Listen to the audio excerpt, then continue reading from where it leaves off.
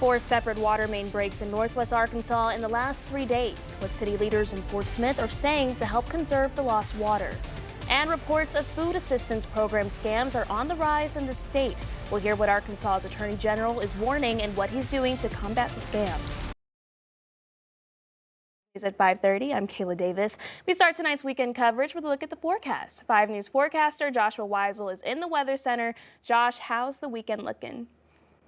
Yeah, and it's been another fantastic day across the area, and you can see Bentonville right now, 81 degrees, and if there is any sort of feels like temperatures, well, it's only about 2 to 3 degrees off from what the actual air temperature is. So nothing significant out there. Pretty good afternoon. We do have a little bit more in terms of the cloud coverage today. A little warmer in the River Valley, 87 currently in Fort Smith. So not too bad today across the area. So if you had any sort of plans, it's a great day to do so. Even a better evening across the area as well. The rain that we mentioned that was a potential, well, it's diving south of the area, so it should avoid most of us. A couple pop-up showers have also developed, but short-lived activity, really nothing major. So we have that we're going to talk about. We have another cool afternoon tomorrow, and then we'll let you know when that warming trend returns to the area coming up in just a little bit.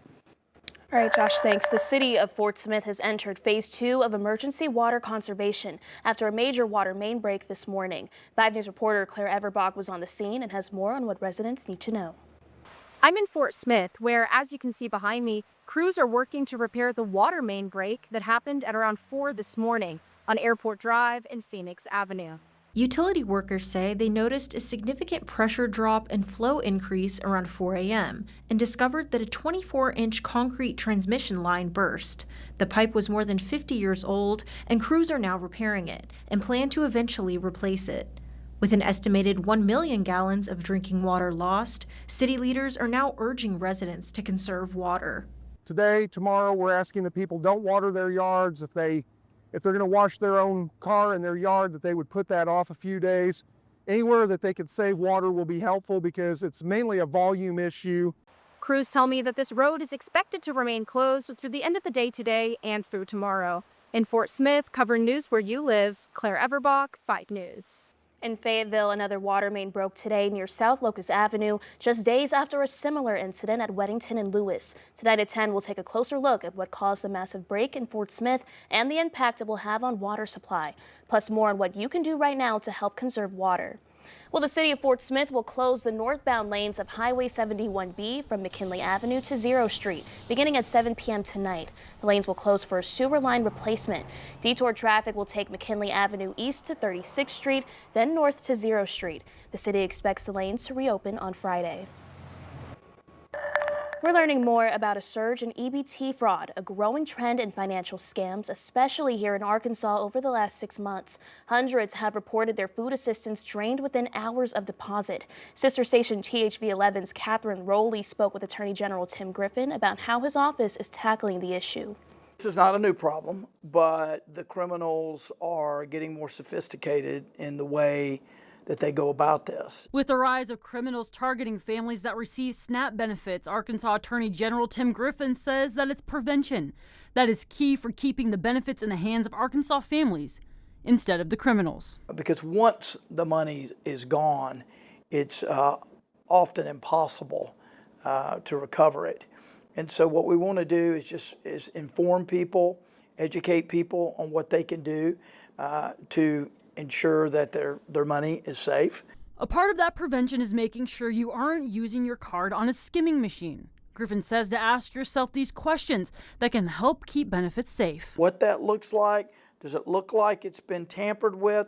Does it look like something has been attached to the swiping apparatus technology? Because what will happen a lot of times is they will attach something that can then read the card. Financial fraud investigations are not new to the Attorney General's office. Griffin created a task force aimed at combating the fraud with a special group that looks at the EBT scams. This is something that we're tracking. Now, as you know, we just started a financial fraud task force. Recently, we decided that we were going to add in people who are dealing with EBT scams.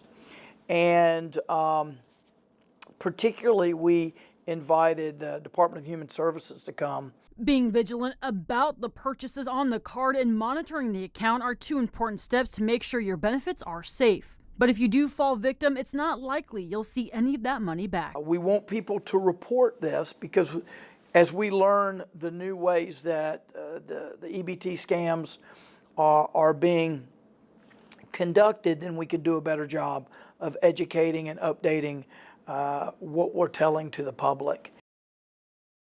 The AG's office also said that there are multiple agencies that can take reports, but you can always call the AG's office and ask to file a report. A man who pleaded guilty to a mass shooting at a grocery store last year in Fordyce will be sentenced tomorrow. Travis Posey was supposed to go to trial this month for the shooting at the Mad Butcher grocery store, but he instead pleaded guilty to 4 counts of capital murder and 11 counts of attempted capital murder on July 21st. Prosecutors and police have still not publicly identified any motive from Posey. Well, the Trump administration's new tariffs will raise the U.S. effective tariff rate from 2% last year to 17%. According to Fitch Ratings, that's a high not seen since the early 1930s during the Great Depression. So what will this do to the U.S. economy? John Lawrence reports. Barring some last-minute change of mind, President Donald Trump's new tariffs go into effect Thursday. I know a lot of these are set rates pursuant to deals. Some of these deals are announced, some are not. Others depend on the level of the trade deficit or surplus we may have with the country. So these tariff rates are pretty much set. The Trump administration's new rates on most U.S. trading partners range from 10% to 50%. We're getting better trade terms, and I'm very anxious to see what that's going to translate into more sales. And with President Trump's trade deals, trillions of dollars are going to be invested and going to grow this economy. I'm betting on America. But not everyone has a glass-is-half-full view of what this means for the economy. We could tip over into recession. That wouldn't be my prediction right now, but the risk is greater certainly than it was before. If you discount the quick down and up blip of COVID, we're actually 7 years overdue for recession by historical standards. Economic analysts say U.S. consumers are going to be picking up some of the tab from these global tariffs with higher prices on store shelves nationwide. The American people are feeling it. The impact of tariffs, $2,400 a year for working families across the country. That's the reality of tariffs. I'm John Lawrence reporting. The Trump administration says although the August 7th date remains firm, the August 12th deadline for its trade deal with China might be pushed back. And a manhunt is still ongoing for a man in Tennessee who killed 4 people and abandoned a baby in a hot car. The 4 people were found dead last Tuesday. The Tennessee Bureau of Investigation has identified 28-year-old Austin Robert Drummond as the suspect. A second man was arrested today and charged with accessory to first-degree murder for allegedly helping him. This comes after the first suspect was arrested last night. So far, investigators haven't revealed a motive for the crimes or why the baby was left a county away from her home. And another manhunt continues across the country in Montana for a suspect who killed 4 people at a bar on Friday. Montana and federal law enforcement have been searching on the ground and with helicopters for Michael Paul Brown. Brown allegedly walked into the Owl Bar in Anaconda, Montana, and killed 3 people and a bartender.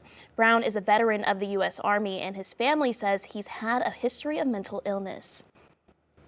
Detainees at the Florida immigration facility dubbed Alligator Alcatraz are on a hunger strike to protest what they call inhumane conditions. Thomas Kennedy, a policy analyst at the Florida Immigrant Coalition, says at least a dozen detainees at the facility have been on a hunger strike for nearly 2 weeks. The detainees say there's a lack of food, toilet backups from lack of water pressure, and mistreatment by guards.